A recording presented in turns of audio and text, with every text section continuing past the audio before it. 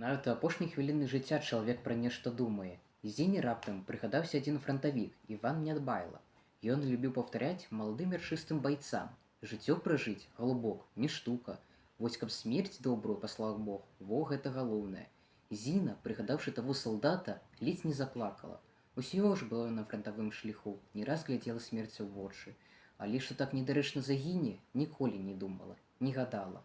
Добра, калі прыстрэліць адразу, а калі возьмуць у палон, пачнуць здзекавацца, мучыць, у яе дакументы камандыра, свой партыйны білет.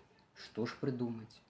Зіна памкнулася аслабела і амаль анямелай рукой дацягнулася да нагана. Скончыць адным махам са сваім жыццём, якое павісла ўжо над бездняй. Гэта было б добрае, як адказаў Нядбайла смерць. А яна нават гэтага апошняга свайго жадання не можа выканаць. Не слухаюцца рукі і цела.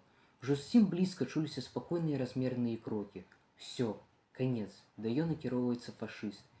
Зіне чамусьці здалося, што вось зараз падыдзе, ды і будзе клуць штыком у шыю. Менавіта ў шыю.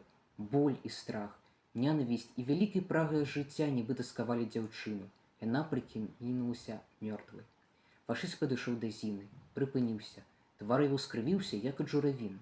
«Лайба!» – прахрыпеў ён. Яго здзівіла і збянтэжыла, што сярод забітых салдат ляжала дзяўчына. Яна таксама ішла ў наступленне на яго, таксама страляла па ім. Фашыст зароў дзікім голасам садумкованым ботам жывот дзяўчыны. Змярцвелае цела кульнулася на бок. Тады фрыц пашоў прыкладам аўтамата навечыць дзявочы твар.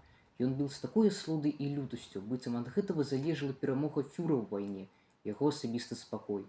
Фашысцкі садыст супакоіўся толькі тады, калі адчуў стому. Ён пераможна задаволена сплюнуў і пакроўчыў аглядаць свае трафеі.